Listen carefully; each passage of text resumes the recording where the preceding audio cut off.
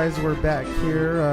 Today we're going to be doing a behind the notes analysis on the Galaxy's Edge theme. Fun stuff going on here. So we're going to start with theme A. I'm not going to explain melody. I'm going to explain harmony and structure throughout this. I think it's a 2-minute, 30-second piece or some odd thing like that. So we're gonna go ahead and get a listen here.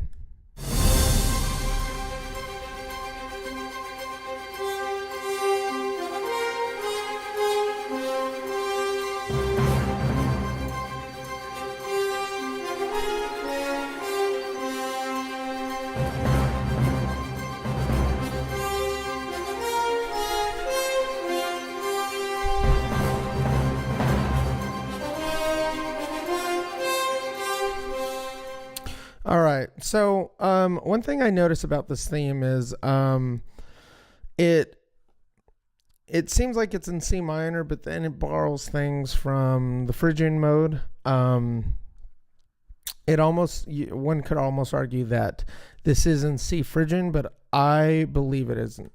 Let's go here. Williams does not intend for the melody to be in Phrygian, and I believe this because if you listen to Indiana Jones, one of the big things he does in this theme, and I'm talking about the Indiana Jones theme right now, it's bum ba dum bum bum ba dum bum ba dum bum bum ba dum bum bum ba dum bum, right?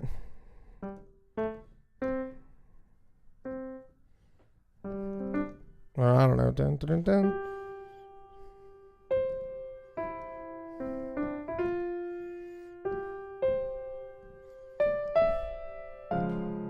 Right? So, like if we played in C, bum ba bum ba bum ba bum bum, right? Like you're not going to convince me that he was playing in C minor Phrygian. That's a flat major move up, right? That flat major move is coming from Phrygian. This is why I don't believe that he is writing in C minor Phrygian. I believe that he's writing in C Aeolian and borrowing, the same flat second from Phrygian. So, so instead, Williams borrows D flat Lydian from Phrygian. I just mentioned this to influence a darker melody. So,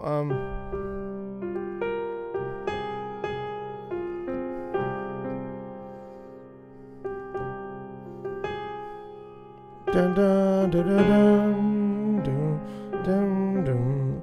And it goes there for like a quick second. And another thing about this is that although the note F is not present, right? If we're playing in the key of C, the D flat should be D flat, F, and A flat. F and A flat, man. Okay, so A flat, right? Although the note F is not present in the introducing of the D flat Lydian, which one could argue C minor Phrygian, I believe the theme holds true to C Aeolian. And I believe this because that note is introduced once, and the rest of the theme is, what is that? That's a 1, a 1, a 2, natural, and then a flat 3. Okay. And so this is my argument that this theme isn't, in fact, in Phrygian. I believe it is in C minor Aeolian. The next section we come up to here is the string interlude, and I'll go ahead and play this.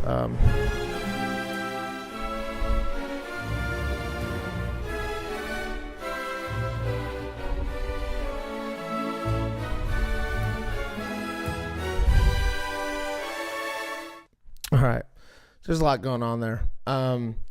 So the first part we have is D flat.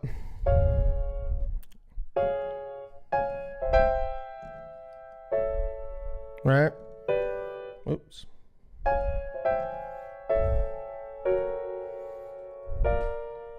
Okay.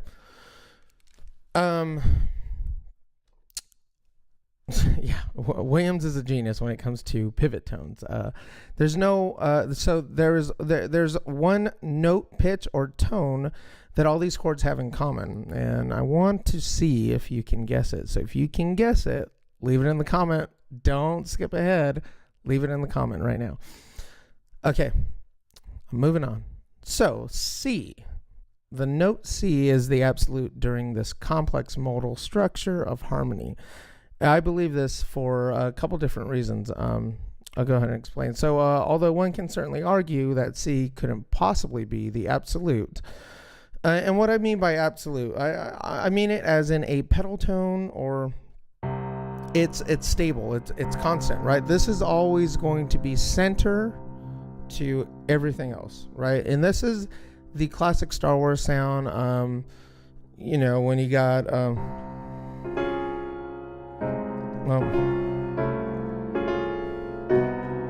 what is it?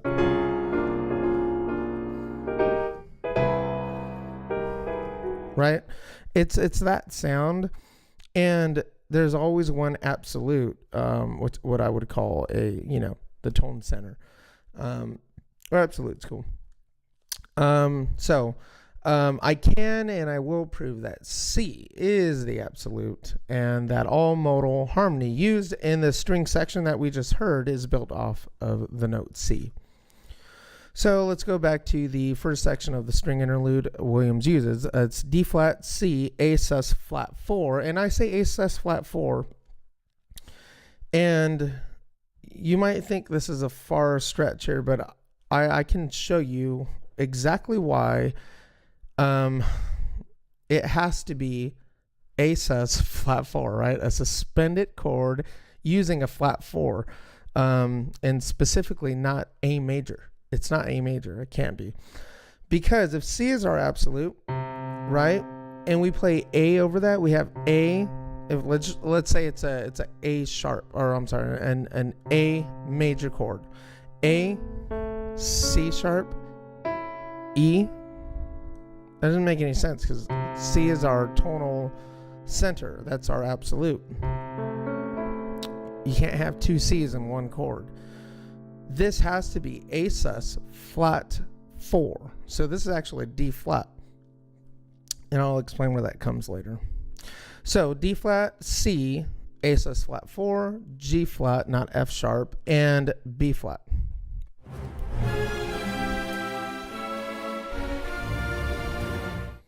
Okay.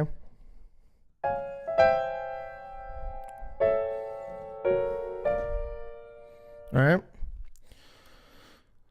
So I'm going to give you the relation that C has with these chords, right? So if we play C, hold C, and I get that. Let's back up here.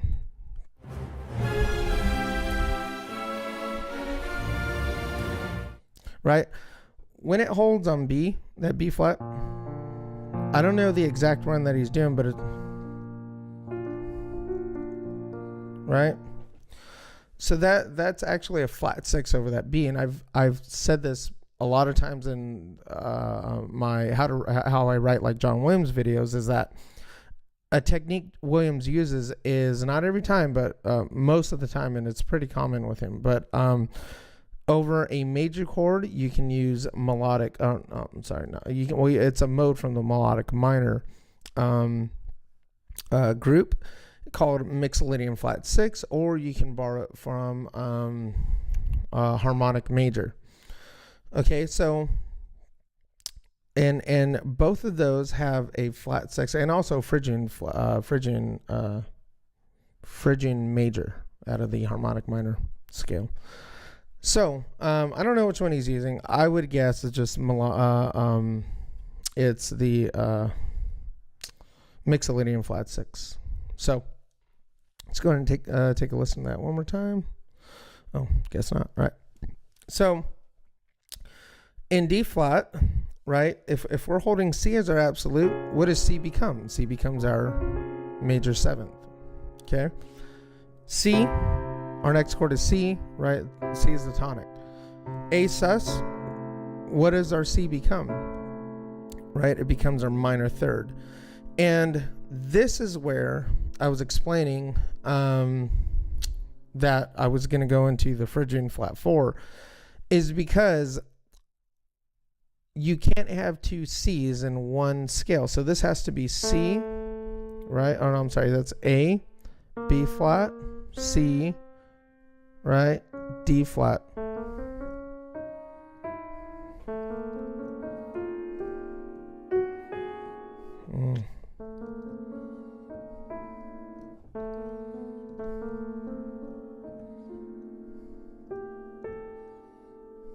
Or maybe it's, no, it's that.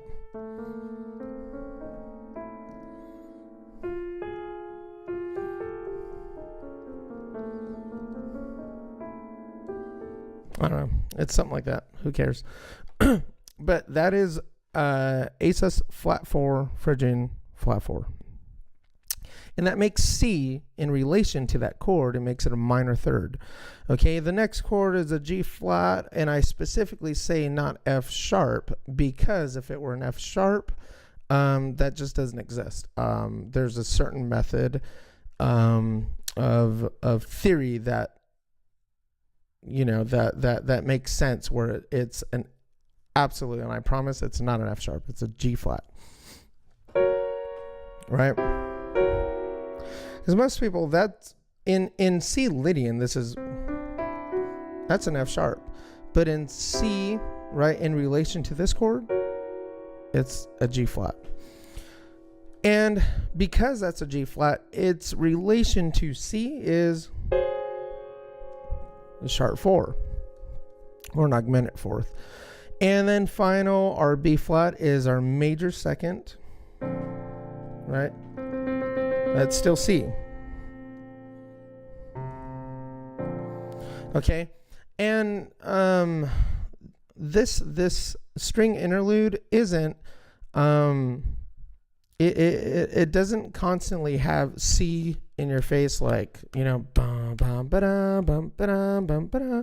It doesn't have that, you know, that rolling pedal tone. It's just, it's introduced and it kind of just goes off into other modal structures. Like you don't really hear C, but I know, and I'm proving that C is the center of all these chords. Absolutely. So let's go ahead and go to the next slide here. So we got, so this will be the next section. I'll go ahead and play it right here.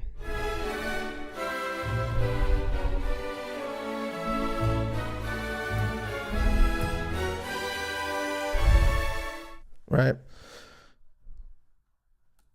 Let me play that one more time.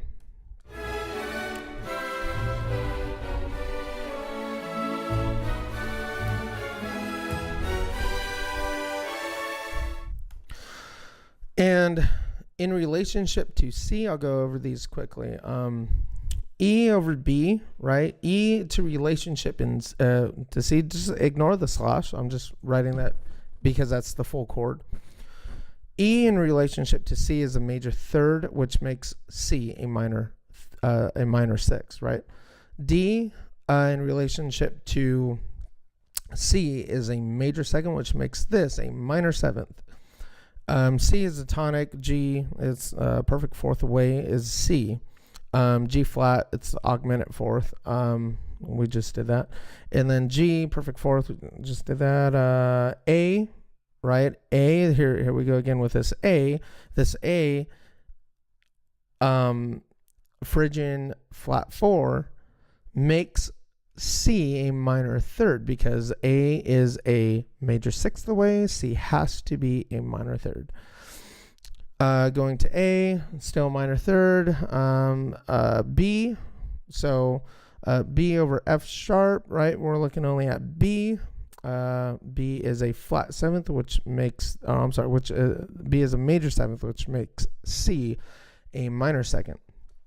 D over A, okay. D, we're looking at is a major 2nd away, which in turn makes C a minor 7th. D flat, right? We just do the opposite, so it's makes a major 7th relationship, intervallic relationship from D flat to C. E minor 6. Some of these are repeating.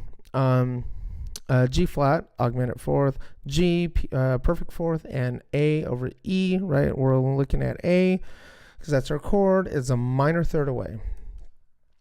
So, like I said earlier, after an extensive study through the string interlude, I have concluded that C is the absolute in this rich harmonic passage.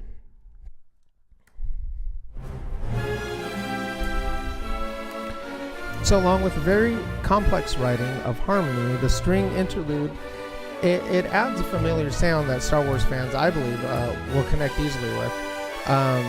It definitely brings that. I mean, you can't listen to that and then, not think Star Wars. If I wrote that just by itself or somebody else wrote that, you would think that's Star Wars because it has that, I guess the breaking of the role of the counterpoint where you don't move parallel.